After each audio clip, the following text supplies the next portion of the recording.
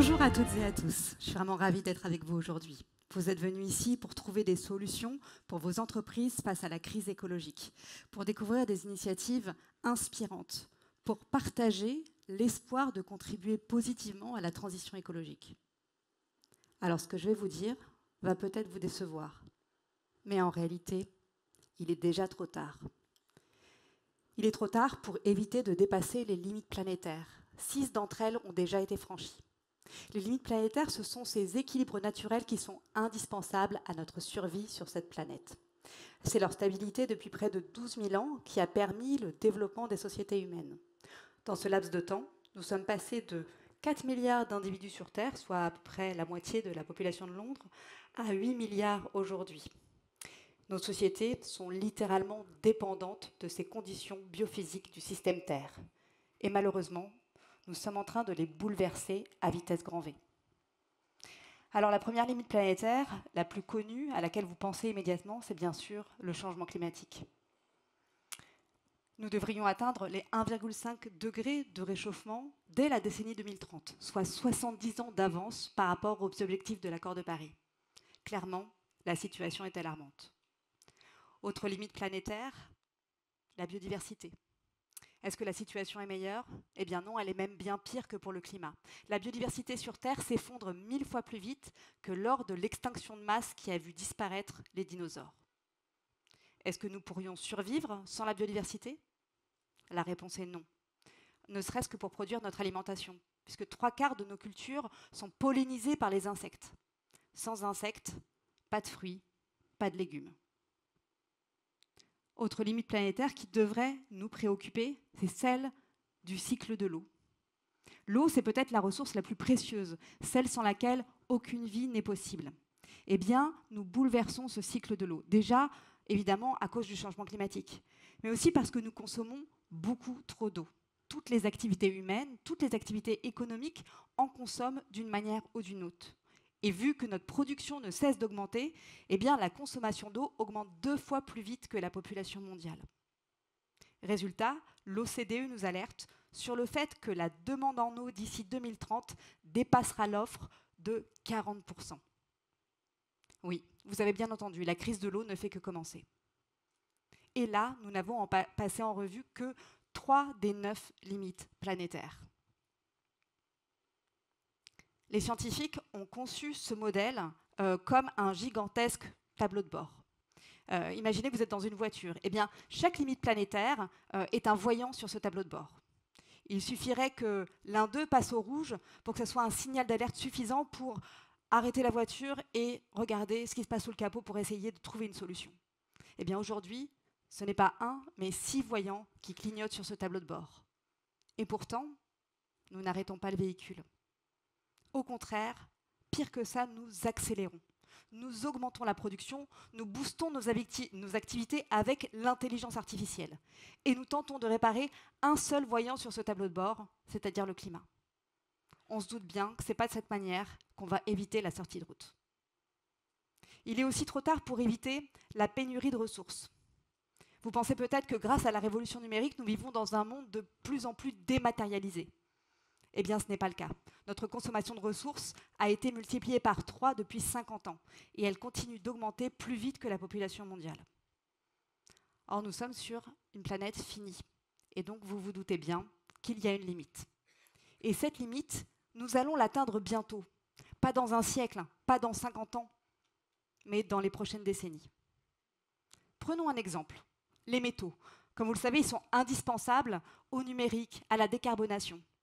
Eh bien, ce que nous dit l'Agence internationale de l'énergie, c'est que certains métaux stratégiques comme le cuivre, le cobalt ou le lithium vont venir à manquer dès la décennie 2030.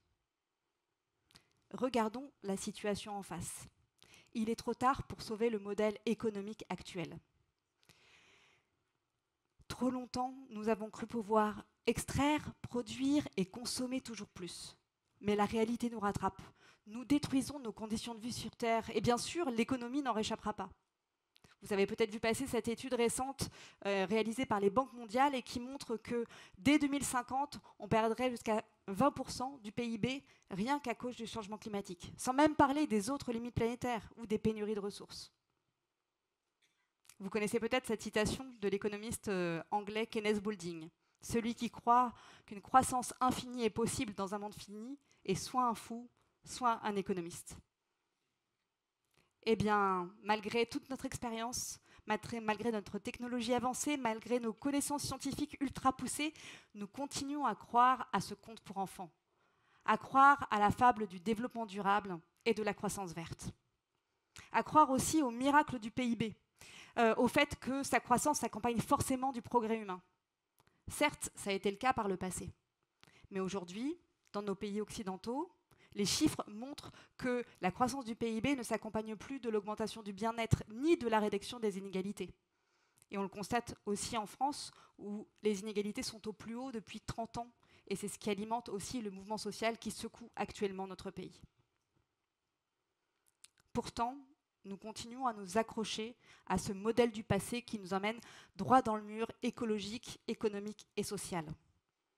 Nous sommes en état d'ébriété, rendus ivres par la frénésie de la consommation, par l'accumulation des richesses au bénéfice des plus aisés d'entre nous.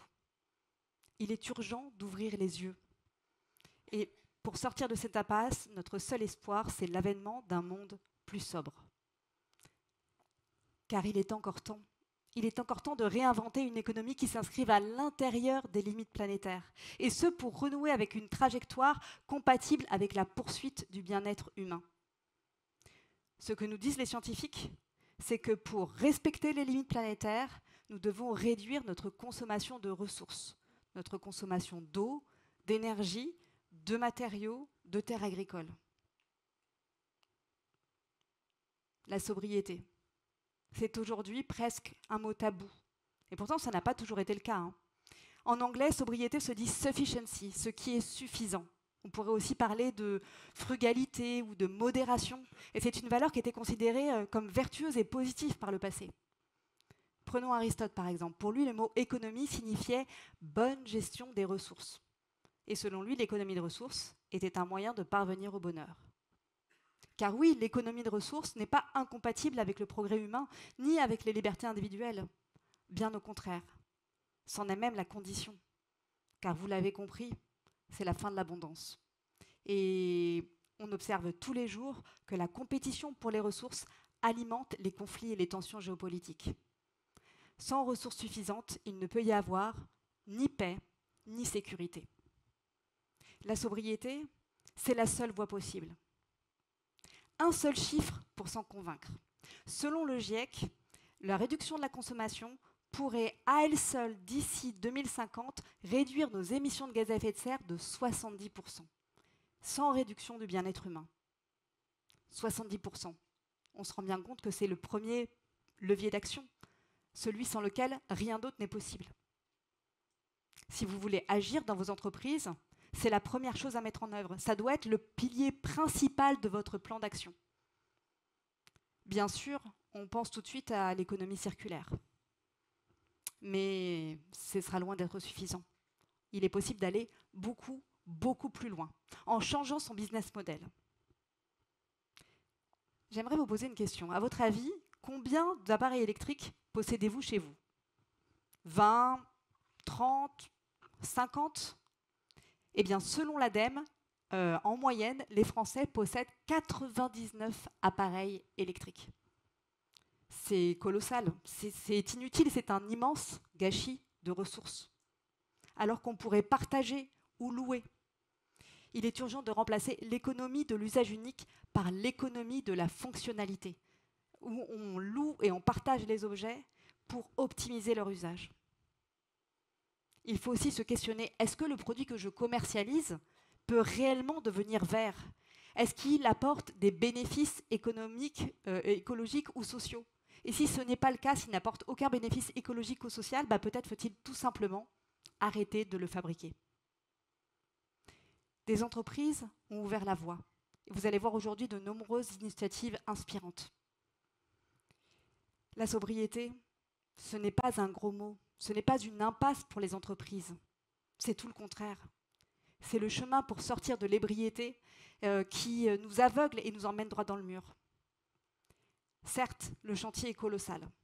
Il va falloir beaucoup d'énergie, d'initiative, d'audace. mais c'est la seule voie possible pour une prospérité pour l'humanité, une prospérité durable. C'est l'espoir aussi de réinventer une économie qui s'inscrive enfin à l'intérieur des limites planétaires. Avant que le modèle actuel ne s'écroule, il est encore temps de bâtir ensemble le monde de demain. Merci.